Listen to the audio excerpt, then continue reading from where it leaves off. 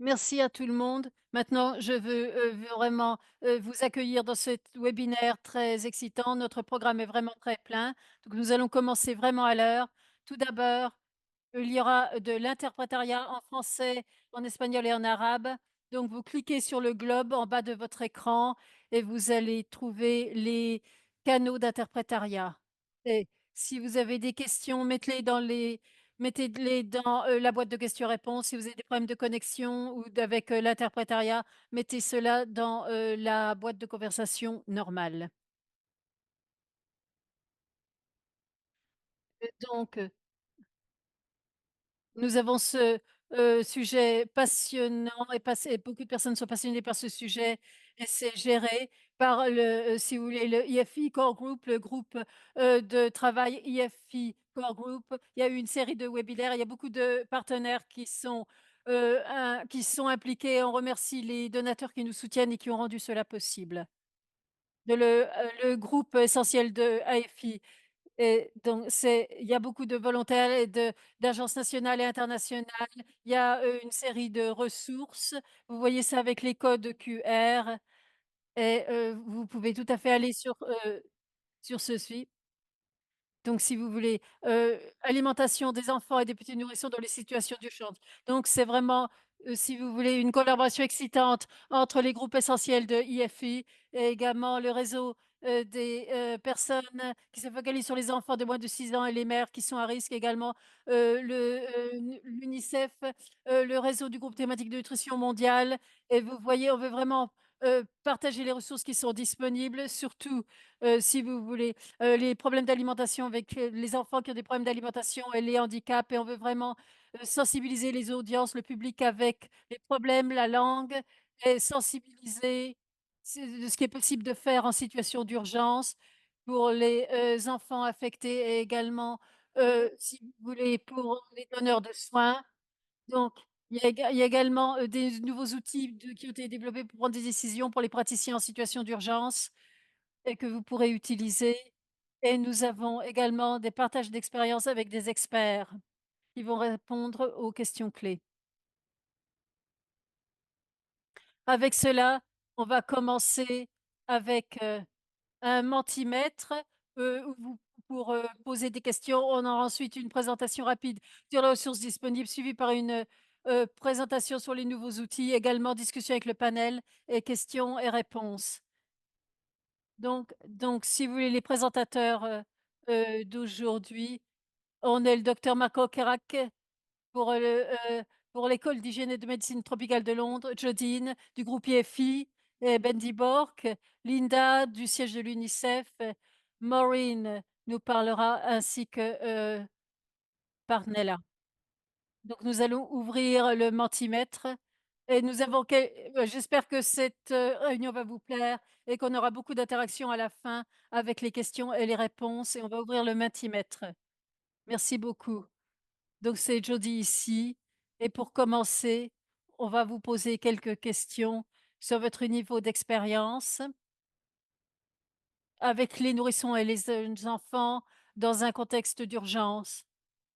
Et également, si vous voulez, alimentation des jeunes enfants et des nourrissons, avec les handicaps et les animateurs, les facilitateurs, les barrières que vous avez rencontrées, pour, donner du soutien dans les contextes d'urgence et comme vous voyez ici, il y a un mentimètre. Peut-être que certains d'entre vous êtes familiarisés avec le mentimètre pour l'utiliser. Vous pouvez visiter le lien qui a été posté dans la boîte de conversation. Ou sinon vous voyez également sur votre donc si vous utilisez une tablette,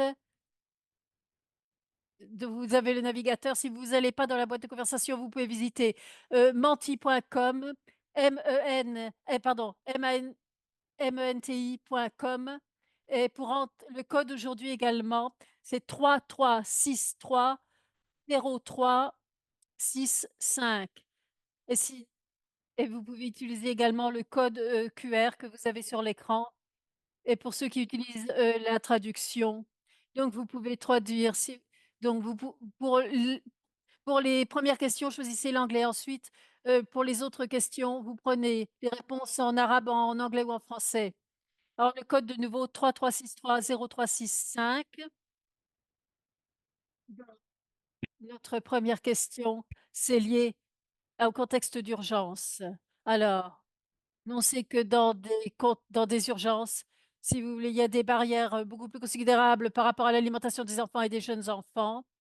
Il y a beaucoup, si vous voulez, des facteurs, le déplacement, le stress, hem, la violence sexiste pour donner quelques exemples. Il y a un manque si vous voulez, de soutien pour les mères allaitantes et un manque également de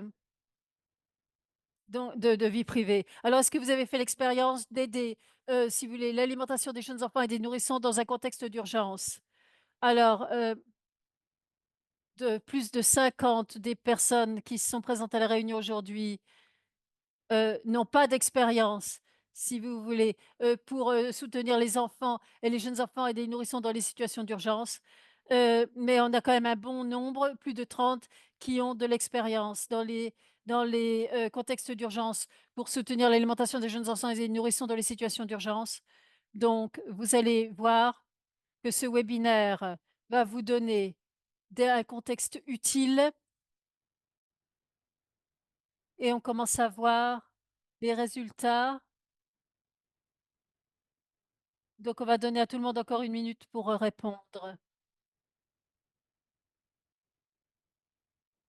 2 fois plus de personnes maintenant ont l'expérience, si vous voulez, d'alimentation des jeunes enfants et des nourrissons en contexte d'urgence et certains d'entre vous ont moins d'expérience. Quand vous êtes prêts, vous allez à la deuxième diapo à la prochaine diapositive pour, répondre à la deuxième question. Deuxième question. Alors, c'est pour savoir si vous avez de l'expérience dans l'accompagnement des difficultés d'alimentation et du handicap dans votre contexte. Donc, c'est pas spécifique aux urgences, mais également de contexte général. Avez-vous de l'expérience dans la prise en charge des difficultés d'alimentation et du handicap dans votre contexte? Donc, et je vois ici, les nombres ici sont un petit peu plus élevés. On a plus de personnes qui répondent, qui disent qu'ils n'ont pas cette expérience de la prise en charge des difficultés d'alimentation et du handicap dans votre contexte. Donc, pour ceux qui n'ont pas d'expérience et ceux qui répondent oui et qui on est intéressé d'entendre, votre expérience pour qu'on puisse, si vous voulez, apprendre de vous.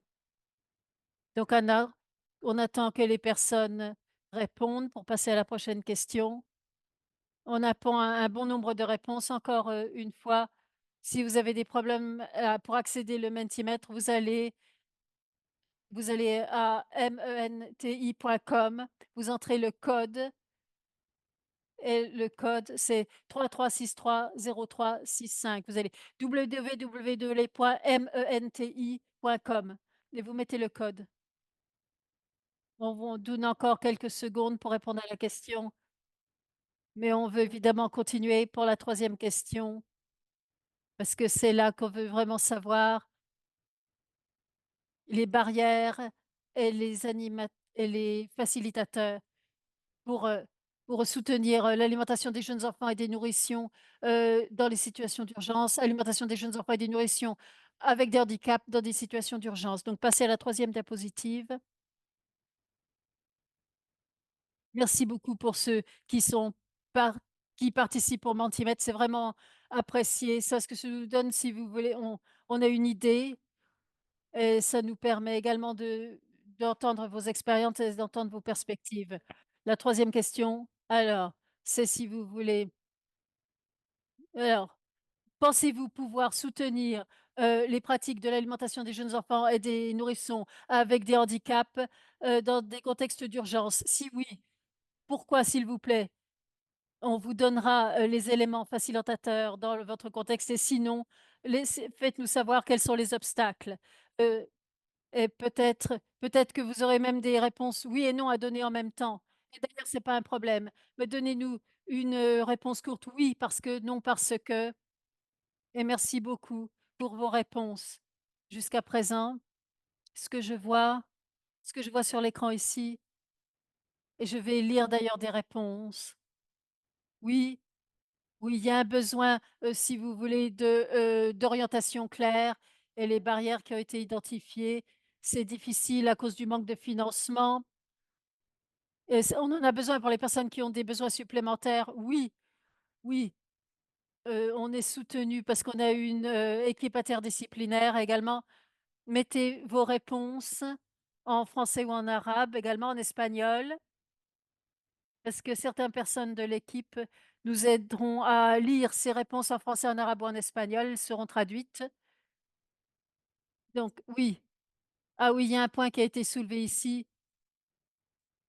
C'est donc si vous voulez avoir des points identifiés, des espaces identifiés pour soutenir les familles, c'est très important qu'elle m'a indiqué.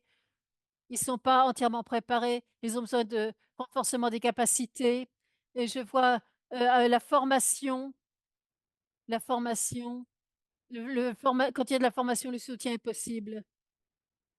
Également des politiques du gouvernement positives, les ressources humaines. Ce que disent nos animateurs, c'est manque d'accès, manque de matériel et on va voir. Je vois une réponse ici en français. Linda, alors si vous pouvez aider, et également, il y en a une en espagnol également. Allez-y, Linda. Oui, alors, je la vois pas cette en français, la réponse en français, je la vois pas sur mon écran. C'est celle-là. Heu, oui, car la stratégie est intégrée dans les politiques nationales.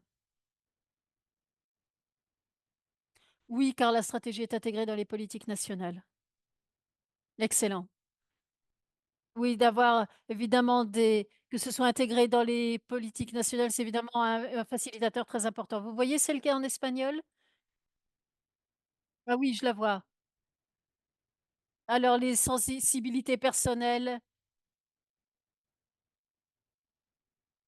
doivent intégrer et ne pas oublier la compréhension et les restrictions qui sont et les contre-indications lorsque l'on s'occupe des handicaps.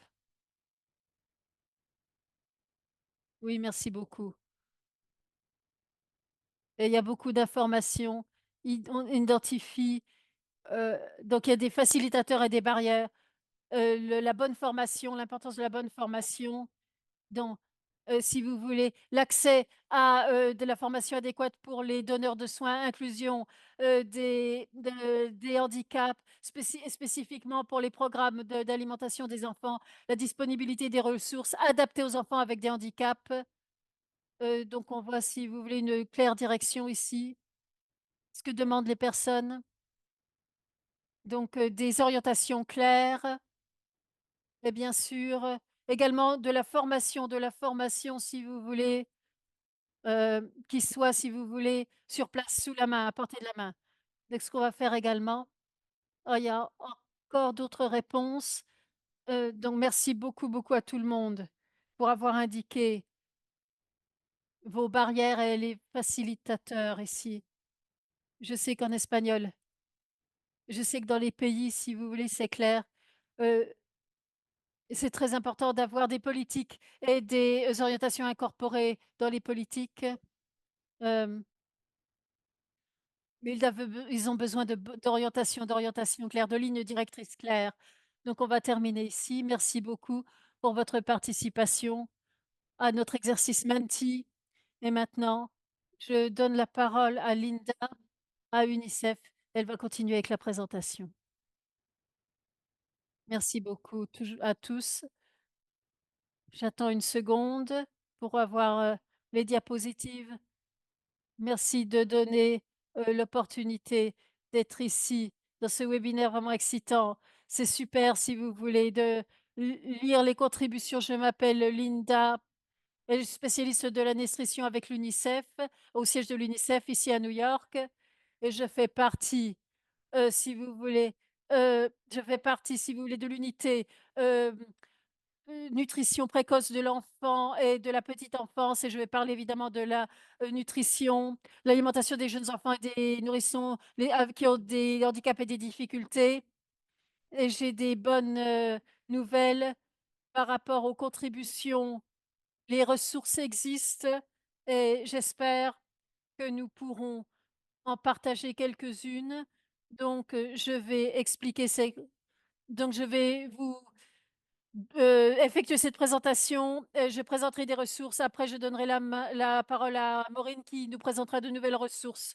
Donc tout d'abord, pers je vais vous rappeler 2 terminologies importantes. Un, c'est ce que l'on signifie par une personne handicapée. Et comme vous voyez, c'est les personnes souffrant de déficiences physiques, mentales, intellectuelles ou sensorielles durables qui, en interaction avec diverses barrières, peuvent faire obstacle à leur pleine et effective participation à la société sur la base de l'égalité avec les autres.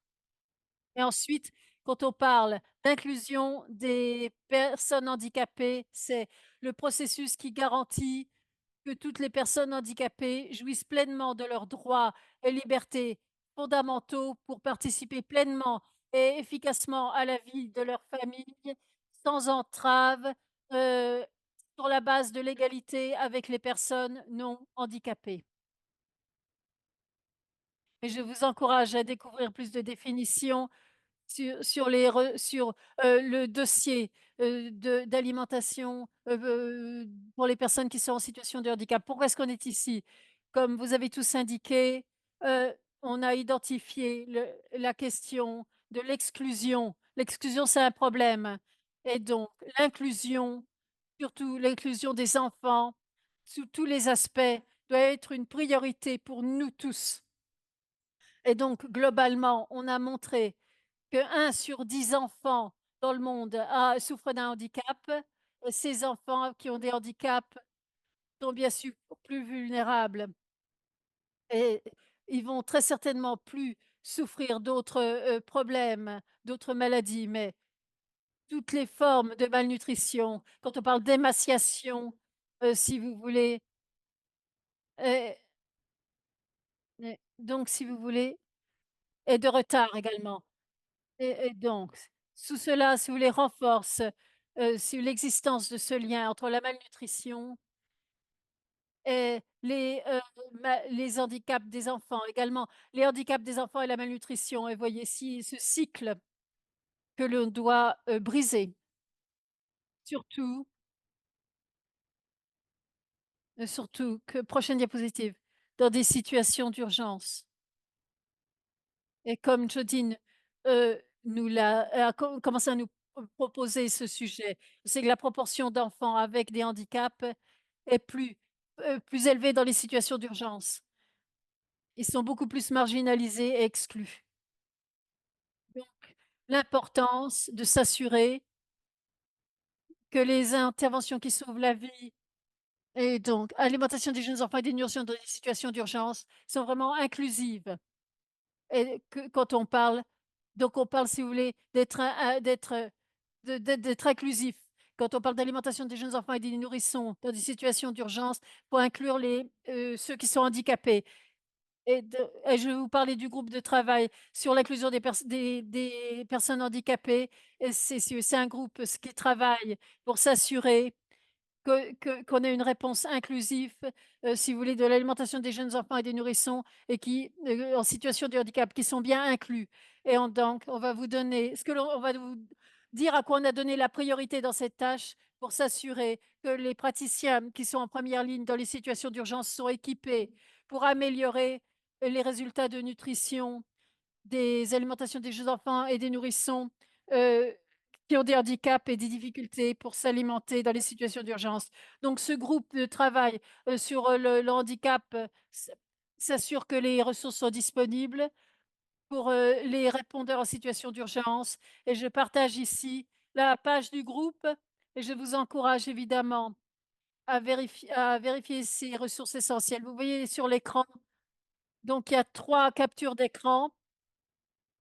Répondre aux urgences, spécifiquement pour que ce soit inclusif, qu'on veut une réponse en nutrition inclusive, des personnes en situation de handicap et il y a une ressource que je voulais souligner pour vous, c'est c'est la liste de contrôle des actions essentielles pour une action humanitaire intégrant le handicap et ça vous encourage à visiter cette page et vérifier cette ressource. C'est une liste de vérification très pratique. Ensuite, 3 autres choses qui posent plus de problèmes. Pour la programmation, la planification et les conseils pour le groupe nutrition, les actions essentielles pour la coordination du groupe et vous pouvez trouver cela sur la page du groupe de travail. Prochaine diapositive, mais je voulais passer, quelques minutes pour, si vous voulez, il y a une banque de ressources très importante, heu, pour répondre, si vous voulez, pour l'inclusion des handicaps et les problèmes d'alimentation, en général et compris en situation d'urgence.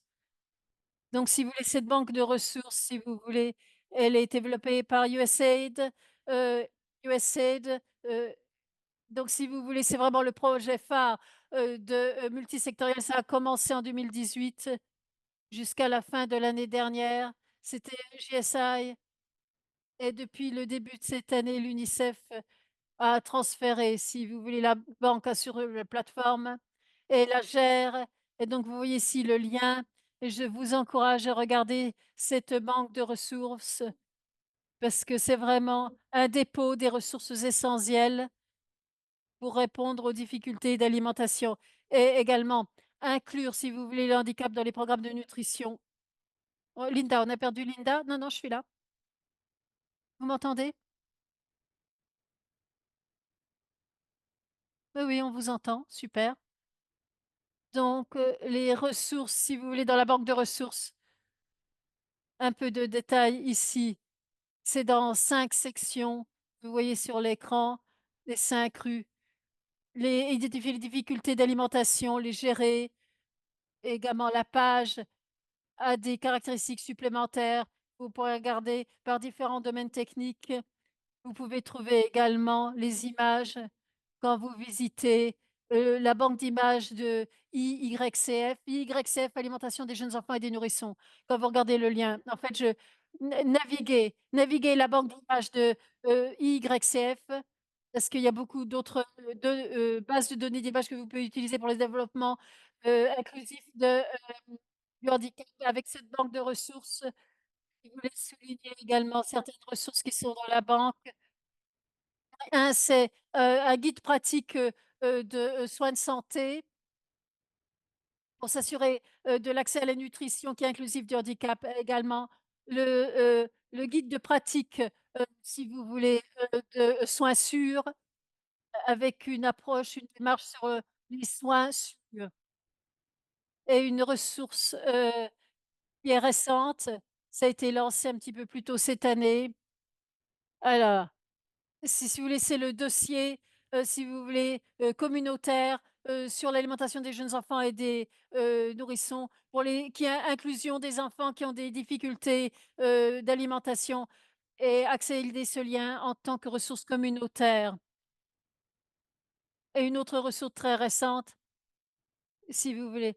C'est le dossier de IYCF inclusif des handicaps et c'est les points d'entrée et les, outils et c'est inclusif évidemment, la programmation inclusive avec le handicap et voilà une liste également de quelques ressources,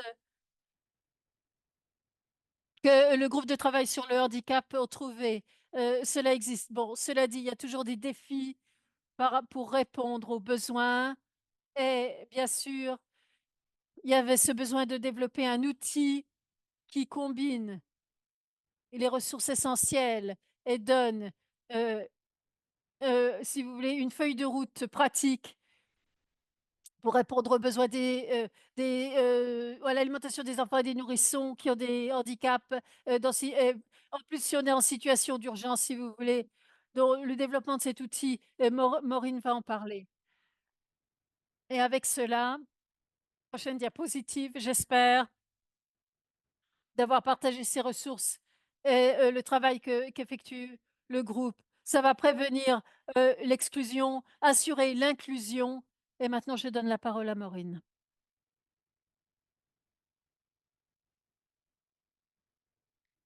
Merci Linda, c'était vraiment merveilleux. Je m'appelle Maureen Dakinga et je suis docteur en santé publique Et également, si vous voulez, je suis pathologiste en langue et en langage. J'ai passé les 24 dernières années à faire la promotion de l'inclusion des enfants et des jeunes enfants et des nourrissons, surtout ceux qui présentent des soins de santé particuliers. Je suis heureux de présenter le travail que j'ai fait avec l'UNICEF avec vous aujourd'hui. Prochaine diapositive.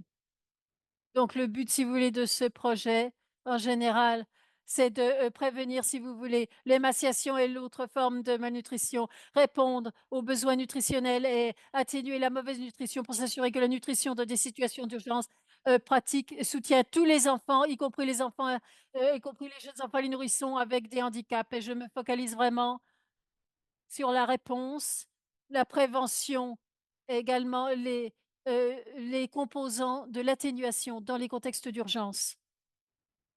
Et si vous voulez les délivrables clés, si vous voulez, c'est un plan, si vous voulez, c'est de dé le la création et également une évaluation qui se focalise sur ce qui fonctionne, qu'est-ce qui est utilisé pour le moment comme outil, comme capacité technique, comme politique, comme pratique. Également, un outil de décision va être, développé. On a développé d'ailleurs, certains outils de décision en ligne et hors ligne. On a créé également un module d'apprentissage, heu, si vous voulez, apprentissage en ligne et c'est très pratique et c'est vraiment, si vous voulez, pratique. Et également en une donc également lorsqu'il y avait des écarts d'analyse, des manques d'analyse, on a des recommandations, pour, lorsque l'on rencontre, si vous voulez, des écarts et des avec des outils, inclusifs, des pratiques et on a, regroupé cela en informations. Une autre question: Comment comment est-ce que cet outil est spécifique pour les contextes d'urgence? Tout d'abord, ça a été inspiré par les, travailleurs qui se trouvent qui travaillent dans les contextes d'urgence et humanitaire et les travailleurs qui sont au premier plan, qui sont en 1re ligne. Il y a des points d'entrée, à partir de ces contextes d'urgence divers, réponse, atténuation ou prévention et le but, c'est un produit unique. Donc, il n'y a pas besoin de formation supplémentaire ou de participation dans un programme, particulier. Mais c'est pas unique dans le sens où ça remplace pas quelque chose qui existe déjà. On a besoin d'utiliser des contenus en source ouverte, donc des ressources qui ont été construites dans un programme où vous participez, où on ne pouvait pas, inclure des sources ouvertes. Il y a pas besoin de suivre un cours, d'être présent, heu, et c'est pas associé avec une programmation supplémentaire et également, si vous voulez, on construit, si vous voulez, sur le modèle, qui est utilisé à l'heure actuelle en contexte d'urgence et je vais en parler un peu plus, comment on peut construire par rapport à cela. C'est important de savoir ce que fait cet outil. Donc, si vous voulez, c'est vraiment des ressources, qui sont pratiques. Ça remplace pas les professionnels, les experts. Ça remplace pas les experts, de la nutrition ou de la santé. Donc si vous voulez, on a si vous voulez si vous voulez, on a une étude documentaire très, très, très robuste. On regarde les ressources, les techniques, les politiques, les programmes, les pratiques. Également des entretiens, clés, avec les informateurs. Mise en œuvre, programmation, révision des programmes et ceux qui avaient même développé des ressources. Et également avec les études documentaires, on a une analyse technique et on a regardé toutes les ressources et on en avait 44 qui ont été révisées et cataloguées et elles étant cataloguées, par rapport aux informations que l'on pouvait en ressortir et qui contribuaient à l'outil. Et on a fait ça la même chose, si vous voulez, avec l'entretien, des informants, heu et des informateurs et donc on a les informations importantes qui vont être partagées, qui étaient un langage que vous pouvez utiliser, qui vous pouvaient être, si vous voulez, traités, qui pouvaient être des facilitateurs, qui pouvaient dont on les a catégorisés et toutes ces choses, nous ont aidés de manière, si vous voulez, itérative et en collaboration développer cet outil. Il y a beaucoup de versions de cet outil. On a continué à se développer jusqu'à ce qu'on ait plus de contributions de plus de personnes et toutes ces informations ont été incorporées dans le développement de l'outil. Prochaine diapositive. Donc ça, c'est une page qu'on a ajoutée au projet. Si vous voulez, si vous voulez, c'est donc ce téléavertisseur, heu comment on peut l'utiliser? Est-ce que c'est censé faire? Où est-ce que ça peut être trouvé? Donc et c'est au début de la version hors ligne. On en parlera un petit peu plus dans une minute. Pour commencer à comprendre un petit peu plus, qui devrait utiliser cet outil? Qui ne devrait pas utiliser cet outil? C'est structuré. Prochaine diapositive. C'est structuré. On commence On commence à sélectionner l'âge du nourrisson et de l'enfant, du jeune enfant. Donc c'est entre 4 catégories d'âge. Heu, les développements les plus importants, si vous voulez, de l'alimentation, des capacités d'alimentation, des compétences d'alimentation. Vous utilisez les ressources pour évaluer les structures, orales et que lorsque vous utilisez évaluer la nutrition, vous allez à l'intérieur, vous analysez, heu, les difficultés que vous voyez et vous observez et vous agissez avec, un plan d'action fonctionnel. Le plan d'action fonctionnel, c'est basé, si vous voulez, sur les difficultés d'alimentation fonctionnelle qui ont été décrits, plutôt que d'être insulté avec, des handicaps parce que si vous voulez, il y a une gamme très, très, très différente, très, très importante, si vous voulez, de limites et de capacités, dans les handicaps. Donc vous voulez pas définir ça par le handicap, on voulait définir les difficultés d'alimentation par les défis qu'on a à relever au sein de l'alimentation, pas par les handicaps, parce qu'il y a une telle gamme de handicaps différents, c'est difficile. Et on a utilisé, si vous voulez, ces ressources pour faire l'évaluation des réponses par rapport à ces stratégies d'alimentation et voir si ça fonctionnait, voir si on avait besoin d'un plan différent de différentes ressources.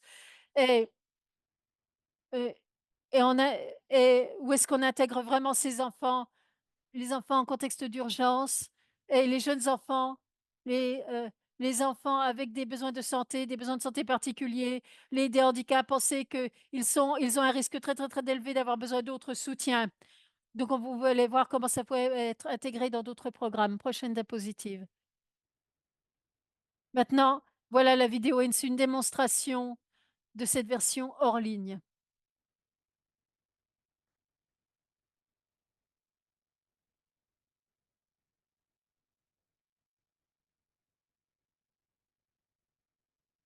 Je crois pas qu'on ait le son.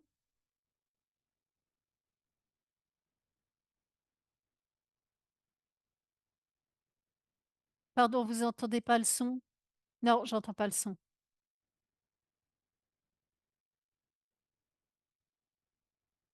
On va réessayer.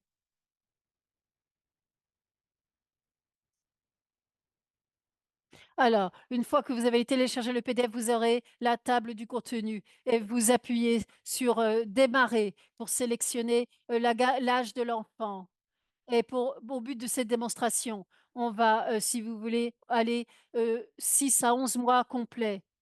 Donc c'est la phase d'évaluation. Dans votre, évaluation de, la santé et de la nutrition, du statut de santé et de nutrition, vous vous référez toujours au protocole local et utilisez les outils existants. Cet outil de décision doit supplémenter, ce qui est déjà utilisé. Ça ne doit pas remplacer autre chose. Donc on va suivre le protocole local, répondre aux questions. Quel est le statut, de, l'enfant? Et ça dépend évidemment de la réponse et vous prendrez une décision sur ce que vous devez faire ensuite. Si votre option, c'est par exemple, c'est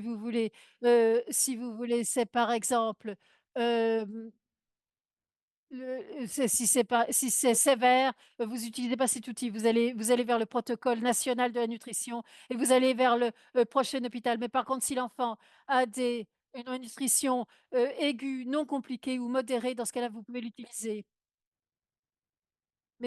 Mais encore une fois, si c'est une malnutrition aiguë ou si c'est une, émaciation aiguë, vous n'utilisez pas cela, vous utilisez les protocoles de nutrition locaux. Donc pour vous montrer, on va dire qu'on a sélectionné cette catégorie, on va cliquer sur le lien pour, évaluer les structures orales. Donc ça vous donne les instructions, comment est-ce qu'on peut évaluer la structure pour cet âge? Et on voit l'enfant, on observe l'enfant lors de l'alimentation lorsqu'il se repose et si vous voulez, quelle est, si vous voulez, la faiblesse? Est-ce que la donc c'est les lèvres ou si vous voulez ou c'est le muscle de la mâchoire? Donc si vous voulez, on voit ici, si vous voulez, on va regarder à l'intérieur de la bouche parce que peut-être, si vous voulez, donc vous regardez, si vous voulez, le dessus, la racine ou le dessus de la bouche, heu et c'est peut-être une fente palatine, un bec de lièvre. Mais si s et s'il y a pas de fente palatine, s'il y a pas de bec de lièvre, vous pouvez, aux inquiétudes, ou alors s'il y en a pas, donc et donc si vous voulez, vous pour cette démonstration, vous regardez s'il y a une fente palatine ou une pas de fente palatine, bête des lèvres et vous regardez si vous voulez, ensuite la fonction qui correspond et donc vous parce que ça analyse ce qui est fonctionnel. Vous cliquez et la prochaine étape, le si vous voulez, quelles s vous demandez à la personne qui donne les soins, quelles sont les inquiétudes par rapport à l'alimentation et par rapport à ce qu'il vous dit, vous aurez trouvé, si vous voulez, la description de l'alimentation fonctionnelle qui correspond au plus près et pour cette démonstration, on va sélectionner l'enfant ne prend pas de poids et on va suivre ce plan d'action d'alimentation, pour un enfant qui ne prend pas de poids. Numéro 1, on va regarder les stratégies d'allaitement maternel. Trouver une différente position pour l'allaitement maternel. Numéro 2, une nouvelle stratégie, si vous voulez, qui encourage l'attachement, peau à peau, stimulation, des lèvres ou si vous voulez ou alors goutte à goutte. On a une seul donc c'est juste des descriptions simples, des images très simples et le but, c'est vraiment ça il y a pas besoin de beaucoup d'éducation. C'est ju simplement si vous voulez donner des conseils, pour aider ces tout petits enfants, heu, que l'on aide dans des contextes d'urgence. Donc étape 3 pour cette gamme d'âge, donc on veut introduire, si vous voulez, de l'alimentation complémentaire et on regarde, si vous voulez, les orientations de l'OMS et de l'UNICEF qui sont données pour ce groupe d'âge et étape 4, ensuite la stratégie pour, si vous voulez, pour une alimentation, sécurisée qui correspond à la texture, de la nourriture de l'enfant et également par rapport également aux compétences de l'enfant. Capacité de l'enfant. Il y a peut-être besoin, si vous voulez, de, compétences différentes, par rapport à ce qui est observé pour, bien que ça corresponde bien à la texture, à une texture, si vous voulez, qui soit lisse et donc progression pour être sûr qu'on est prêt de progresser avec cette texture. Vous avez une liste de compétences que vous pouvez observer dans cette gamme d'âge. Comment est-ce qu'on progresse à ce type de nourriture et de ce type de texture? Donc évidemment, chaque nourriture doit être, si vous voulez, heu pertinente par rapport à la culture dans laquelle vous travaillez, le pays dans lequel vous travaillez. Mais vous essayez, si vous voulez, heu, de correspondre autant que possible. Donc vous avez une description, de comment placer comment placer la cuillère, ce à quoi vous pouvez vous attendre, ce que vous allez voir l'enfant faire, la position. Et ici, on vous rappelle, on veut vous assurer que la personne qui donne le soin, si vous voulez qu'on pratique une bonne hygiène des mains, continue l'allaitement maternel et continue à soutenir, si vous voulez, le jeune enfant, qu'il se tienne sur les genoux de la personne qui donne le sein ou lorsqu'il reçoit la cuillère ou des aliments solides. Et maintenant, on va à la prochaine section. Cette section nous permet, si vous voulez, d'évaluer la réponse aux stratégies d'alimentation. Ce que ça signifie, c'est qu'on va faire le bilan et voir est-ce que ce que l'on a essayé, est-ce que ça a aidé ou pas? Donc on commence avec la question. Est-ce que l'alimentation s'est améliorée? Cette question, on la pose peut-être lors du prochain suivi, lors de la prochaine visite de nutrition, du suivi nutrition, lors d'une question, si vous voulez, de soutien.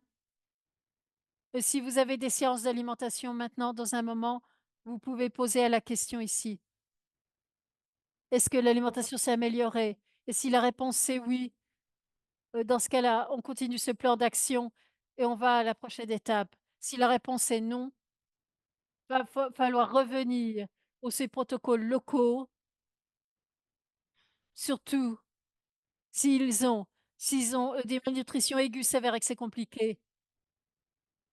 Si l'enfant est dans cette catégorie moyenne de nouveau, peut-être que vous vous trouvez en arrière et vous allez est-ce qu'on fait ce plan d'action parce que l'enfant ne prend pas le poids? Ou on regarde le plan d'action? Est-ce qu'on regarde le plan d'action, si l'enfant tousse, si l'enfant également, s'étouffe? Beh, pour ici, si vous voulez, on va décider que l'enfant s'est amélioré, on va voir comment on passe aux prochaines étapes. Cette section, c'est pour vous rappeler tous quelles sont les priorités les plus importantes pour les enfants malnourris et les enfants qui ont des difficultés d'alimentation et les enfants avec des handicaps.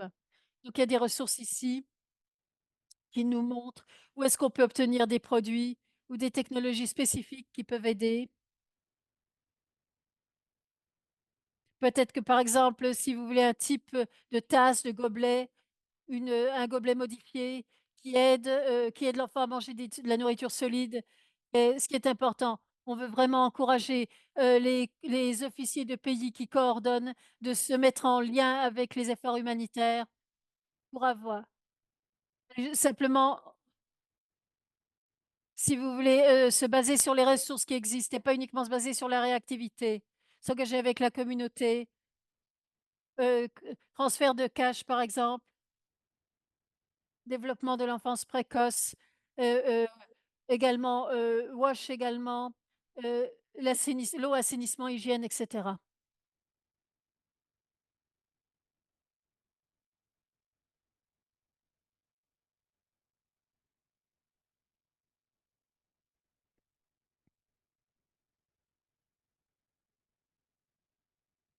Donc maintenant, brièvement, on va aller donc, notre première itération, de notre module en ligne. C'est pas encore p on peut pas le pour l'instant, on peut pas, si vous voulez le partager, si vous voulez, largement, mais, je vous le montrerai, on le distribuera quand il sera prêt à être distribué largement, mais quand même, on va, vous montrer la version en ligne et je vais, l'expliquer rapidement. Donc vous sélectionnez la gamme d'âge, de l'enfant, et là j'ai pris de 12 à 23 mois complets. Je regarde le statut de la nutrition et je vois ici alors donc malnutrition, non compliquée, malnutrition aiguë et émaciation et je regarde les structures d'évaluation orale. Je regarde les informations, comment évaluer les structures orales et est-ce que j'ai, si vous voulez, un bec de lièvre ou pas de bec de lièvre. Là, je vais dire pas de bec de lièvre et je vais quelles sont les inquiétudes par rapport à l'alimentation que vous avez? L'enfant ne prend pas de poids, donc je sélectionne l'enfant ne prend pas de poids et je peux évaluer la réponse, par rapport aux stratégies, d'alimentation comme je l'ai fait auparavant et quand j'ai terminé, je peux aller en bas et quand j'ai terminé et voilà, je suis prête et je peux regarder. Alors est-ce que ça s'est amélioré? Je fais l'évaluation, est-ce que c'est ou est-ce que l'enfant a encore une malnutrition aiguë sévère compliquée? Oui, l'alimentation, s'améliore et ça m'emmène aux prochaines étapes et je reçois, les mêmes informations ici que j'ai reçues que dans la version hors ligne. Donc c'est beaucoup plus vite si vous avez accès à la version en ligne, mais les 2, mais si vous voulez, les 2 outils ont exactement les mêmes, informations. Simplement, si vous voulez la version en ligne, le navigateur, va un petit peu plus vite. Donc les outils, il y a 4 catégories d'âge.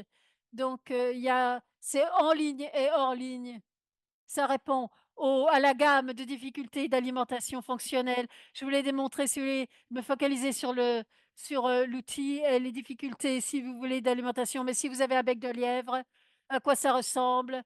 Comment est-ce que vous obtenez l'information? Et vous avez donc, si vous voulez, la difficulté d'alimentation fonctionnelle que l'on voit typiquement, c'est-à-dire quand le liquide ressort du nez, également heu les gammes, si vous voulez, de problèmes par rapport à la mastication, la nourriture, si vous voulez, qui ressort de la bouche ou l'alimentation, la nourriture qui part dans les poumons. Donc si on veut répondre à certaines choses et le but de cet outil dans les contextes d'urgence, ça ne remplace pas de ce que l'on veut, si vous voulez, de ce que l'on veut atteindre, si on va vers un spécialiste de l'alimentation ou quelqu'un si ou un ou si vous voulez ou un fournisseur, si vous voulez, de soins. Mais il y a beaucoup d'étapes, si vous voulez, qui se passent au cours du temps et donc ça, faut évaluer et maintenant sur mon plaisir, je donne je donne la parole à Brooke pour les questions.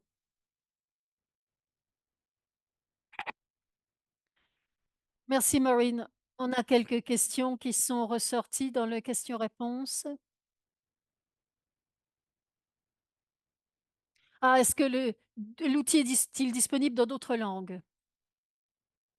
L'outil est-il disponible dans d'autres langues? Voilà une question.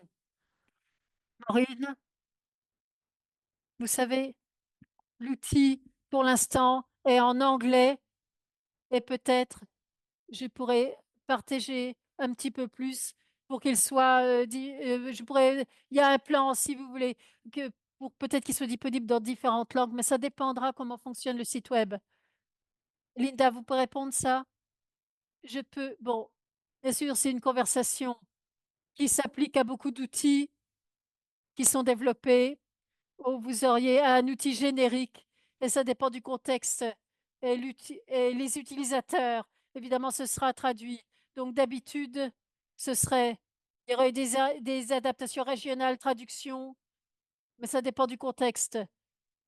Pour le groupe de travail sur les handicaps, on va soutenir ça en même temps que l'on avance. On va avancer et soutenir cela. Est-ce qu'il y a une version papier? Et est-ce qu'il y a également des outils qui sont sur papier? Donc il y a la version hors ligne. Et si vous la téléchargez sur votre ordinateur, sur les hyperliens, et si vous voulez une version papier, faut l'imprimer. Il faut imprimer l'outil. Si vous voulez une version papier, il faut imprimer l'outil. Hors ligne, il est en PDF. Et donc, ici, si vous voulez, il y a des outils également, il y a des instructions pour les pays et les équipes, et les spécifications lorsque vous voulez imprimer ces outils. J'ai mentionné, par exemple, si vous voulez le dossier de soutien ICF, par exemple. Merci Linda. Merci beaucoup.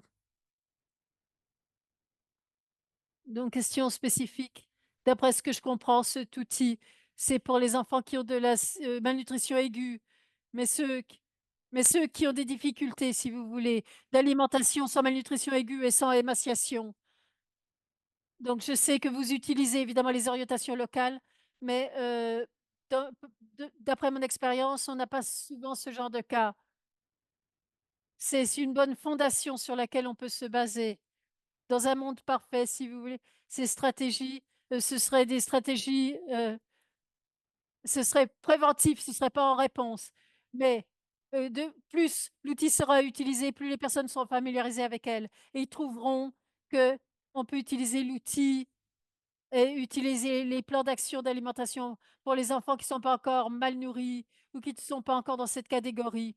Même pour les enfants qui sont d'un point insuffisant en sous-pondération. C'est une justement, si vous voulez, des écarts que l'on a vus. Si vous voulez, c'est disponible pour les enfants qui sont en sous-poids jusqu'à ce qu'ils tombent, si vous voulez, à sévère. C'était pas le but de cet outil, mais ce serait utile dans le futur d'utiliser certaines de ces ressources plus largement. Merci beaucoup.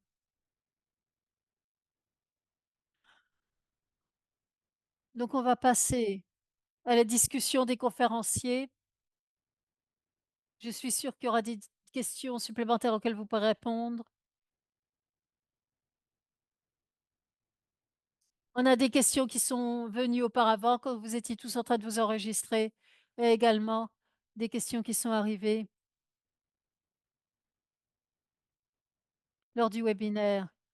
Donc maintenant, Marco, je vais vous présenter Marco et Kate. Et si vous pouvez vous présenter pour la discussion et nous allons passer aux questions. Je vous remercie.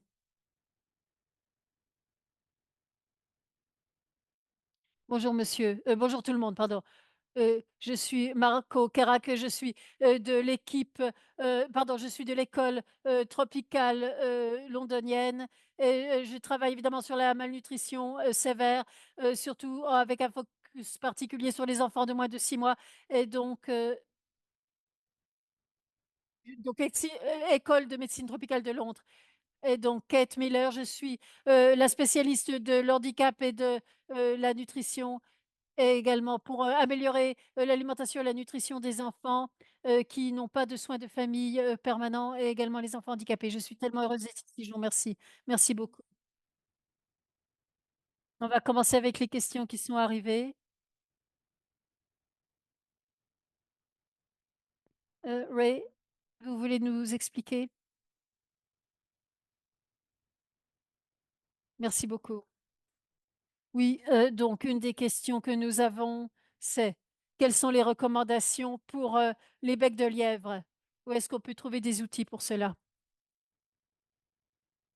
Pour la fente palatine, le bec de lièvre. Vous verrez que dans les outils, il y a des orientations qui sont fournies directement pour répondre, si vous voulez, à ces défis, d'alimentation particuliers pour les enfants qui ont des fentes palatines et également, des ressources de nutrition et d'alimentation qui sont disponibles au sein de la banque que l'on a partagée auparavant. Et ça, c'est vraiment des ressources, pour commencer qui sont très, très, très utiles. C'est un bon endroit. Une autre question ici. Comment est-ce que l'on peut augmenter la sensibilisation dans les familles et dans les personnes qui donnent les soins, par rapport aux signes et aux symptômes de difficultés d'alimentation?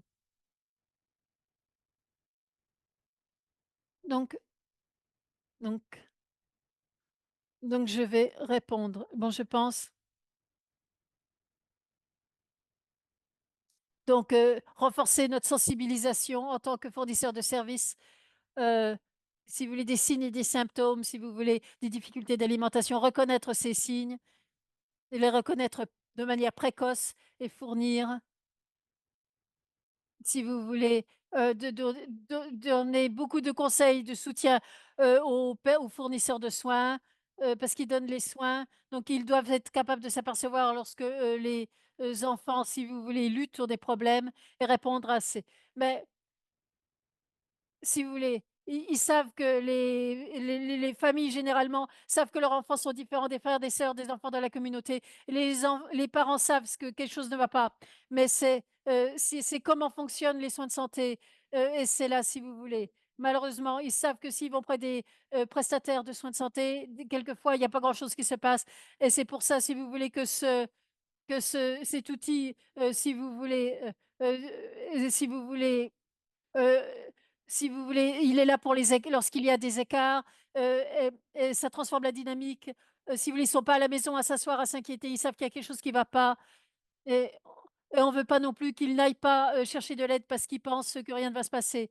On veut qu'il y ait des insin que si vous voulez on veut, si vous voulez, qu'il y ait des incitations, qui se déplacent et qu'ils sachent que les gens vont pouvoir faire quelque chose pour eux.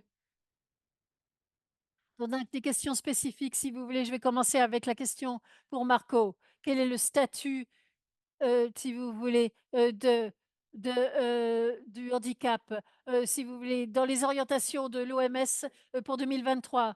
Donc quelles sont, les orientations? Alors, par rapport à l'émaciation, OMS, les orientations 2023. Donc si vous voulez, il y a beaucoup de politiques qui mentionnent le handicap. Le handicap est souligné maintenant. Mais une des choses qui est ressortie, c'est qu'il y a un grand besoin pour les ressources pratiques, des outils pratiques, parce qu'avoir un handicap à l'ordre du jour, c'est bien et c'est nécessaire, mais c'est pas suffisant. On a besoin d'outils pratiques comme ceux qui ont été présentés, c'est-à-dire pour opérationnaliser cela, pour que les choses se passent, si vous voulez. Heu, si vous voulez, donc si vous voulez, c'est bien que ce soit dans la politique, mais il faut que ça se passe, si vous voulez, en pratique.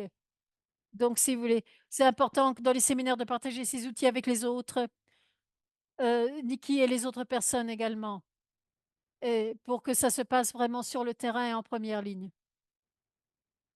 Merci d'avoir partagé cette information, Marco.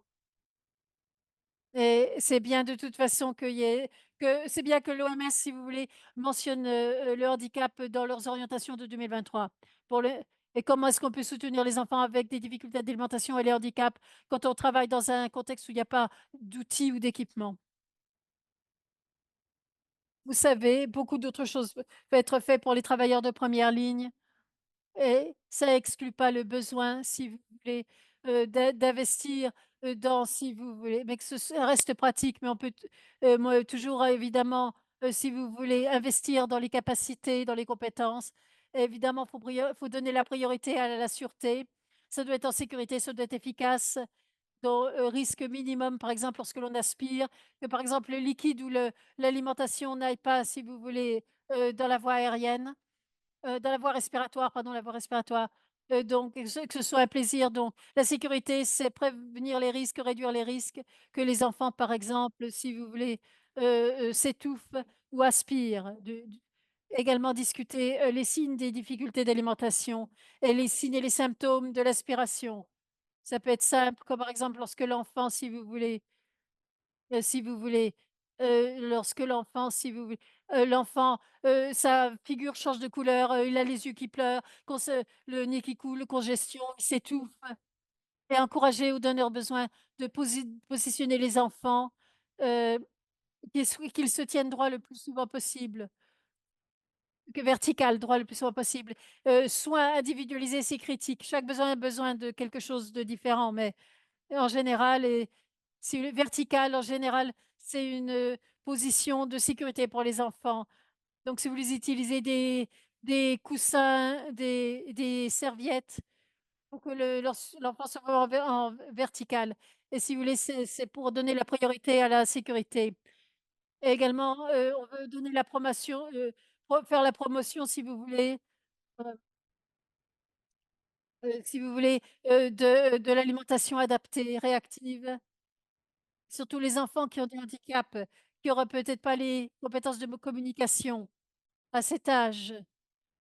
Pas et donc c'est-à-dire respecter la communication de l'enfant, du jeune enfant, du nourrisson, si vous voulez, quand l'enfant montre qu'il a faim ou qu'il est prêt à bon, respecter son rythme si vous voulez.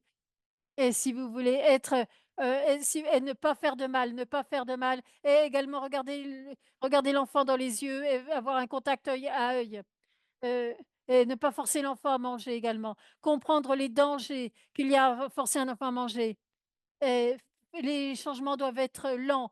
Regardez, observez l'enfant, comment il communique, ce qu'il peut tolérer. Observez comment vous acceptez les stratégies. Est-ce que vous essayez d'améliorer si vous voulez, comme lorsque vous voulez améliorer l'alimentation?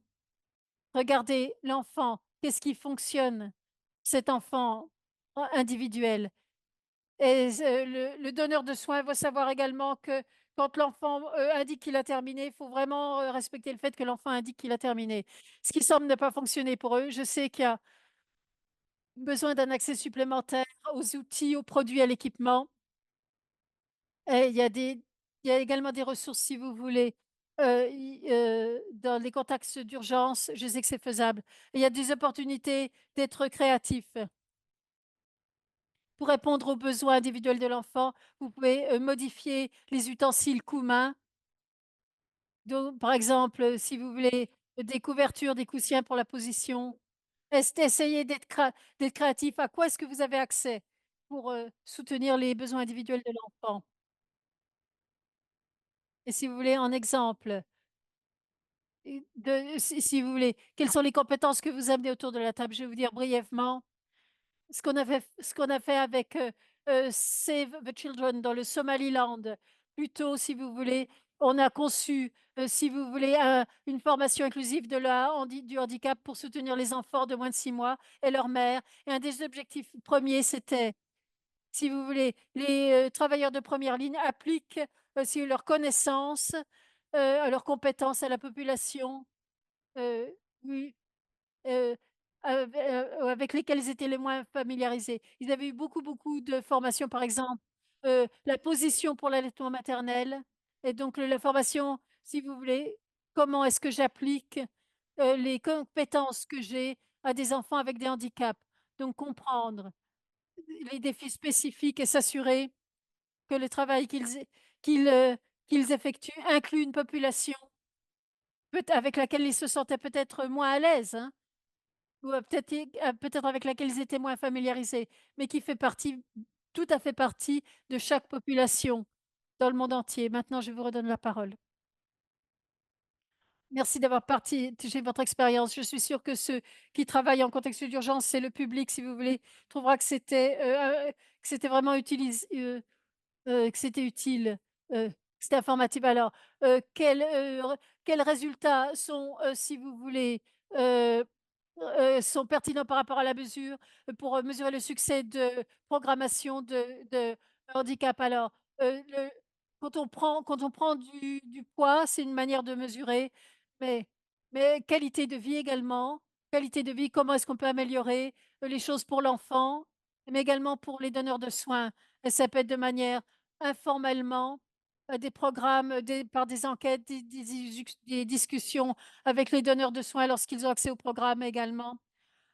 Mais il y a aussi beaucoup d'outils qui existent dans la recherche pour, évaluer manière plus formelle, sur la qualité de vie. Il y a des questionnaires, soutien maternel, protection maternelle, il y a beaucoup, beaucoup de questionnaires, mais le grand message, c'est la qualité de vie. C'est pas uniquement la croissance. On peut toujours, si vous voulez améliorer la croissance, on peut pas toujours prévenir, si vous voulez, la mortalité. Heu, c'est un vrai problème pour certains handicaps, mais on peut améliorer les choses pour l'enfant, pour la mère, pour la communauté au sens le plus large, par rapport à leurs expériences et pour naviguer et donner, si vous voulez, un environnement, si vous voulez, propice. Merci Marco. Kate, comment est-ce que vous suggérez donc, si vous voulez, par rapport aux difficultés et pour répondre aux difficultés d'alimentation, heu et par rapport, si vous voulez, et par rapport également au dépistage alors, c'est évidemment le plaidoyer, les outils c'est très important, mais il faut qu'il y ait un accès également pour renforcer les capacités et les compétences pour répondre à une variété de défis. Notre travail a montré également qu'il y a beaucoup différents types de points d'entrée qui fonctionnent bien. Par exemple, on cible la nutrition, si vous voulez, par exemple en Zambie, par exemple, on l'a fait, si vous voulez, heu, dans les dans les structures sanitaires, heu, en Ouganda, c'est dans les écoles et dans les centres communautaires, les institutions, de soins de l'enfance sur un niveau individuel. Le, dépistage, également est fait pour identifier les risques et doit toujours être complété à intervalles réguliers. Il y a toujours une première étape pour le processus, pour avoir une évaluation plus en profondeur, comprendre les besoins individuels de l'enfant. Également, dépistage de routine qui sont intégrés dans les soins réguliers à des intervalles réguliers pour détecter les défis très tôt. Si on peut identifier, les difficultés d'alimentation de manière précoce et pour répondre avant que ça progresse à quelque chose qui est plus grave ou qui a un plus large impact. Et c'est important également, si vous voulez, la démarche vers, l'alimentation et les difficultés, ça doit être systématique. Est-ce que j'aime cet outil? C'est très systématique si vous voulez, dans sa démarche.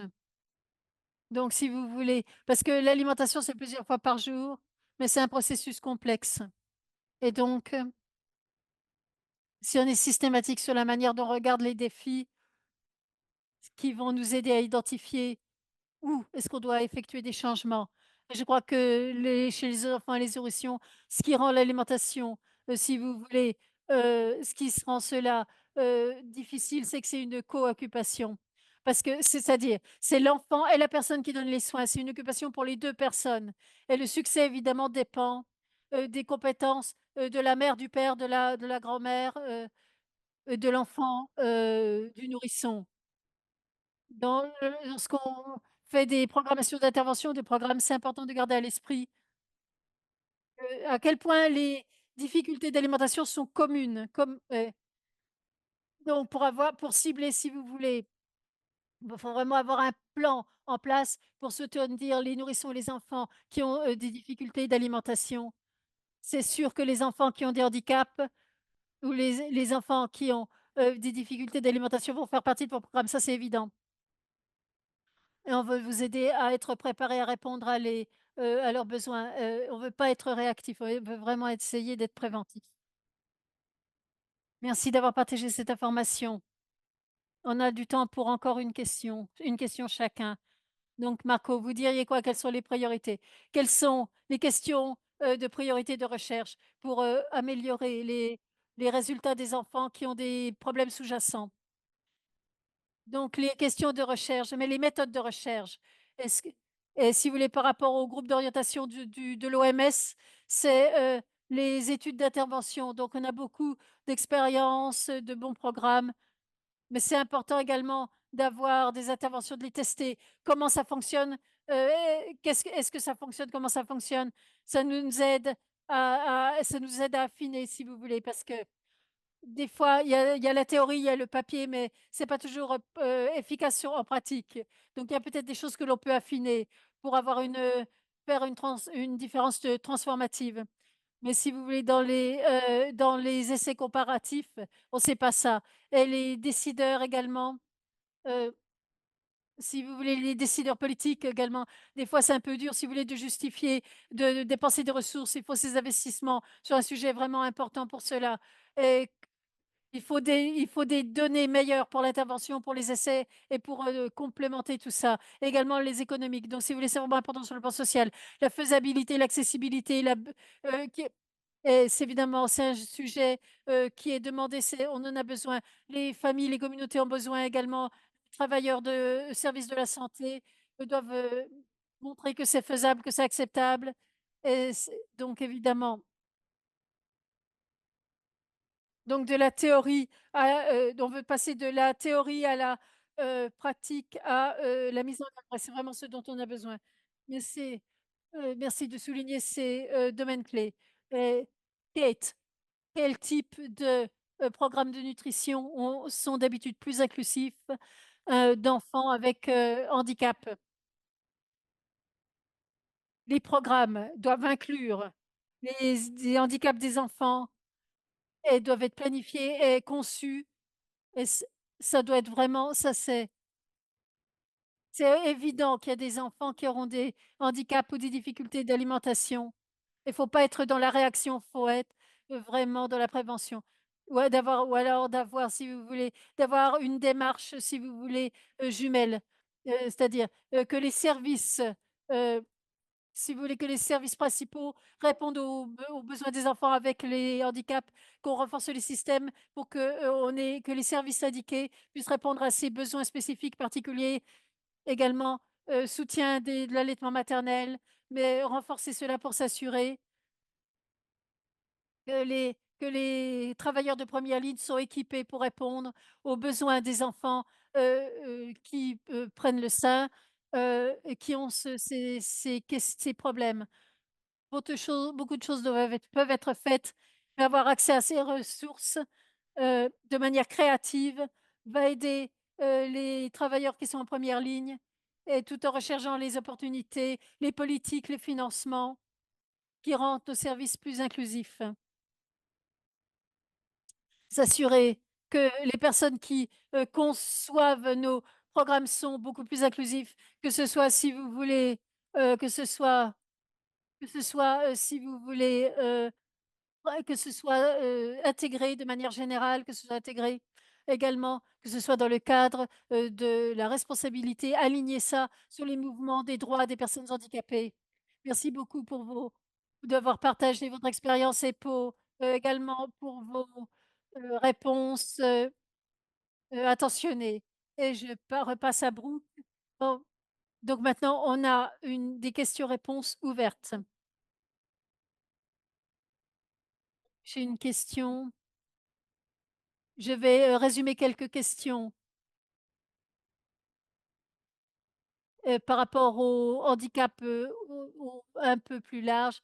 Donc en dehors, si vous voulez, du bec de lièvre, par exemple, nous avons on a une question spécifique, heu, sur sur le diabète, hem, ou par exemple, sur également, les séquelles de Noma, les bactéries responsables du Noma.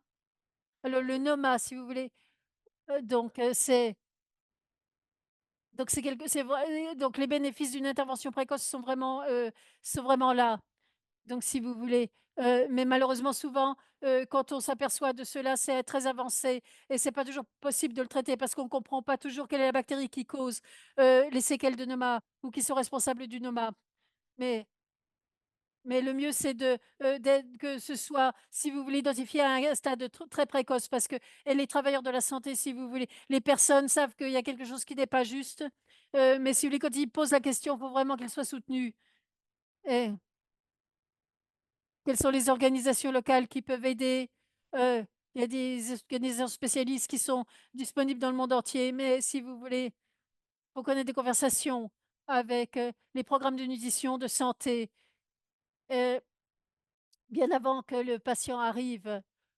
Et si vous voulez, au Malawi, par exemple, c'est que on a, si vous voulez, on avait des services, liés aux handicaps et donc ça soutenait les enfants qui avaient des types particuliers de, handicap dans la communauté et pour qu'ils soient signalés, pour qu'ils soient envoyés, pour qu'il y ait un suivi qui puisse être effectué.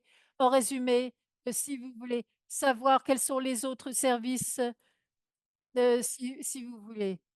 Et faire cela bien en avance et jeter des passerelles, si vous voulez, jeter des ponts.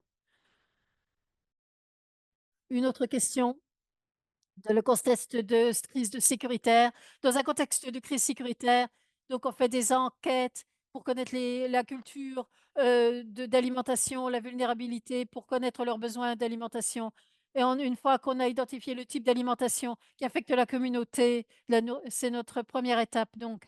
Si l'alimentation, la nourriture que consomme la communauté, heu qu'est-ce qu'on peut si elle est rare, faible, comment est-ce qu'on peut faire pour, si vous voulez, anticiper les besoins nutritionnels et s'adapter pour dans les handicaps dans ce contexte? Donc je pense à l'avance pour planifier comment est-ce qu'on peut identifier dans cette première phase d'évaluation qui veut prendre cette question, répondre à cette question? Donc en contexte, donc j'aimerais mentionner tout d'abord, donc ce qui serait vraiment clé. C'est qu'on demande s'il y a si dans les enquêtes, on ne demande pas assez souvent s'il y a des handicapés. Si on demande et si on ne recherche pas quelque chose, il y a très peu de chances qu'on va le voir, même si c'est tout autour de nous. Donc, il faut toujours demander. J'encourage aux personnes à demander, utiliser les questionnaires qui sont disponibles là, si vous voulez, dans la Banque mondiale, par exemple. Ils sont courts, il y a des outils d'évaluation, de dépistage, des outils développementaux qui sont liés au handicap. Mais le questionnaire mentionne le handicap. Même si on regarde, si vous voulez, les formes majeures de handicap, par exemple, la paralysie cérébrale ou le bec de lièvre, parce que si vous voulez, on a quand même, si vous voulez, c'est des transformations qui transforment les choses. Comment est-ce que l'on fournit le soin, que l'on fournit le soutien? Comment est-ce que l'on peut, faire changer les choses pour le mieux pour les personnes et les individus et leurs affectés ainsi que leurs familles? Et si les enquêtes prennent en compte le handicap, quand il y a des situations d'urgence, les handicaps ont déjà été, repérés. Également, des questions pratiques c'est on pose le financement. Est-ce qu'il y a des si vous voulez, est-ce qu'il y a des financements réservés ou est-ce qu'il y a par rapport à la planification du budget, aux planifications de programmes, par rapport à au financement, ce serait utile si quelqu'un intégrait ceci. Si c'était plus affecté, réservé dans les programmes, ce serait mieux. Donc si vous voulez, ch ouais, ma collègue va répondre. Heu, Ça dépend évidemment de votre programme et où votre programme est, également localisé. Il y a des opportunités pour amener du soutien du soutien à des programmes qui existent déjà, que les programmes soient plus inclusifs et il y a des opportunités pour si vous voulez construire des soutiens ciblés pour, développer des services qui répondent aux besoins spécifiques des enfants qui ont des handicaps. Donc ça dépend vraiment du statut du programme, oui, d'où vous commencez. ajouter des informations sur le handicap, sur les difficultés et renforcer le programme existant? Comment créer des services où vous avez des si vous voulez, des travailleurs, qui sont qualifiés pour répondre aux questions complexes d'alimentation? Il n'y a pas, si vous voulez, un nombre particulier que l'on doit cibler, ça dépend de quoi, quel est, quel qu'est-ce qui mais c'est important de s'assurer que ça fait partie du programme dès le départ, du plan de programme dès le départ et d'être travaillé, avec votre budget pour être sûr que ça a lieu. Linda, est-ce que vous avez quoi que ce soit à ajouter? Oui, je voulais rementionner les ressources, que nous a indiquées dans la présentation, en particulier sur le groupe, si vous voulez, sur, le groupe de travail, sur, le handicap et donc sur le HRP et c'est utile d'utiliser ces outils pour aider avec la planification et le budget, la budgétisation. Si on planifie à l'avance, y compris l'évaluation, l'analyse de risque, quelle est notre réponse inclusive et quel est notre suivi? Donc, qu'est-ce qui nous aiderait à inclure ce budget et pas avoir un droit distinct, ça doit être intégré et donc si vous voulez, ces outils seraient utiles. Donc,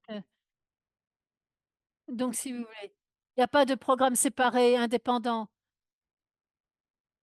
C'est si vous voulez, c'est le même, si vous voulez, c'est le même personnel qui le fait, qui utilise la même démarche. Simplement, ce serait livré de manière un petit peu différente et c'est important, de si vous voulez, il faut être également, généreux et gentil, si vous voulez, heu, hem la consultation est beaucoup plus satisfaisante, non pas uniquement pour les donneurs de soins, mais pour la personne impliquée, pour l'enfant, pour les travailleurs de santé et c'est pas uniquement dans le handicap, c'est, si vous voulez, dans toute la gamme de soins de santé.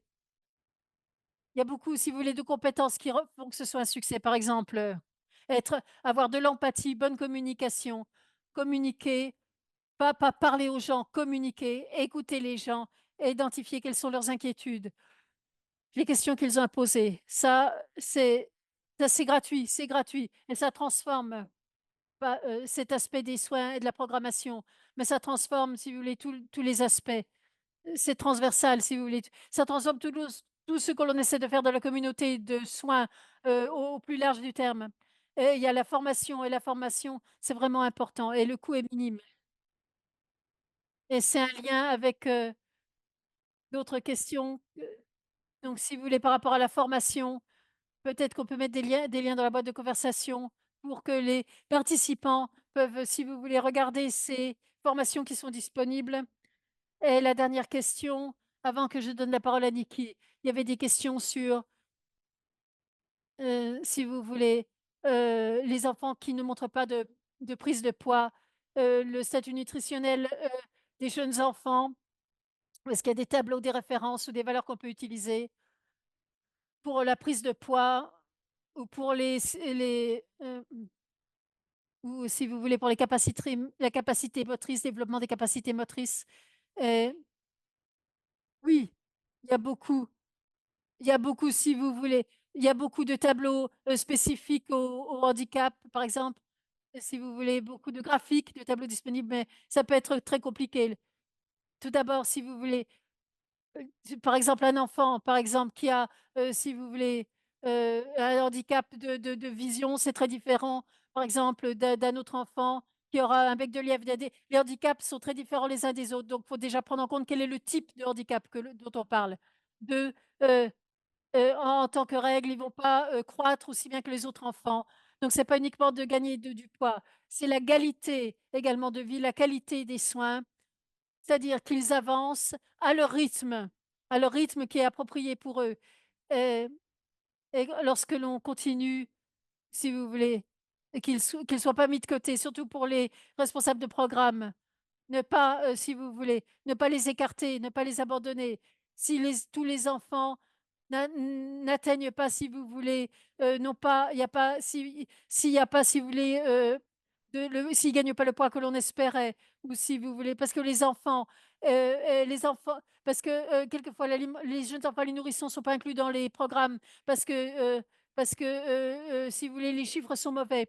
C'est également, mais le résultat, c'est qu'il y a une rechute, une récidive, il doit être réadmis parce qu'ils ont besoin de soins.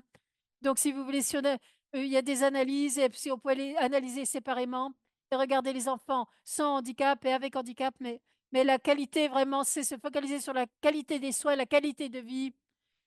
Et évidemment, si vous voulez prendre du poids, c'est bien, mais c'est pas toujours pour eux la chose la plus importante, la prise de poids. Merci beaucoup Marco, Linda. Maintenant, je donne la parole à Niki du, réseau mondial Mamie. Donc, Nick donne si vous voulez, du réseau mondial Mamie. Donc, j'ai le privilège de fermer ce webinaire stimulant et pratique, les 3 points rapides. Avant de partir, de quitter ce webinaire, on va vous demander de remplir une évaluation rapide. Est-ce que sur ce que vous avez pensé de ce webinaire, parce que ça nous aide à renforcer les prochains webinaires. Ça fait partie d'une série de webinaires, ce webinaire. Donc, quand j'aurai terminé de parler, on vous demande de remplir cela. Ce sera disponible en différentes langues parce que plus on a de retours, de commentaires, au mieux on peut évaluer les besoins et votre voix importe. Deuxième point, tous les matériels, la présentation, l'enregistrement dans les différentes langues seront partagés, si vous voulez, euh, par le GNC, Groupe thématique nutrition mondiale. On sait qu'il y a beaucoup de questions qui ont été envoyées auparavant. Et pendant ce webinaire, on essaiera de regarder ces questions qui ont été envoyées avant le webinaire et pendant le webinaire et de vous envoyer des réponses à ces questions également. Ce webinaire, c'est une étape de beaucoup de choses qu'on essaie de faire avec les handicaps. Et s'il y a des questions très spécifiques, si vous voulez, il y a un bureau d'aide également. Il y a aussi également par rapport au groupe thématique de nutrition mondiale. Donc, si vous avez besoin de soutien à distance dans le pays, consultant technique sur l'alimentation des enfants pour la malnutrition aiguë des enfants en dessous de 6 mois, si vous avez besoin de soutien de pair à pair, vous pouvez regarder cela. Vous pouvez également poser la question. euh, donc, utilisez cela parce que plus on pose de questions sur les difficultés d'alimentation et de handicap, plus, si vous voulez, on sensibilise avec les donateurs, avec les décideurs politiques, avec les chercheurs. Donc voici, ici, vous avez le site internet. Donc c'est là que vous devez cliquer. C'est facile, 5 minutes, et c'est disponible en différentes langues. On vous encourage vraiment d'utiliser cela pour les questions. Si vous avez besoin également de soutien technique. Et avant de parler de l'évaluation du webinaire, le dernier point, si vous voulez, je remercie tout le monde. Non, Alessandro Lamo nous a vraiment aidé à coordonner. C'était merveilleux d'avoir les différents groupes qui se sont, si vous voulez, qui se sont rassemblés. Le groupe essentiel, le réseau mondial Mamie, le groupe de l'UNICEF de travail sur les handicaps et sur l'alimentation. Merci beaucoup à tous les volontaires. Merci beaucoup à mes conférenciers, à notre public, Linda, Maureen, Marco, Kate. Merci beaucoup à nos conférenciers, à nos panélistes, à nos intervenants. On essaie de répondre aux questions. Merci à nos interprètes qui ont réussi en français, en espagnol, en arabe, qui ont réussi à suivre le rythme, parce qu'on voulait que ce soit accessible à autant de personnes possible, dans toutes les langues possibles. Donc, on essaiera de partager les ressources de nouveau et les ressources de formation. Merci à tous ceux qui ont participé. On sait que beaucoup d'entre vous sont en première ligne sur le terrain. Et sur le plan personnel et professionnel, vous avez beaucoup de défis à relever. Donc, c'est vraiment, si vous voulez, c'était vraiment précieux. Et maintenant, je vous donne, c'est l'évaluation. Faites ça pour nous. Votre voix compte. Merci beaucoup. Assantis, euh, donc, shukran, gracias. Merci. C'était vraiment bien.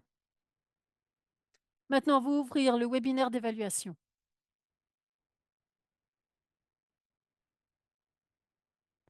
Quand on ferme le webinaire, l'évaluation va arriver. Merci.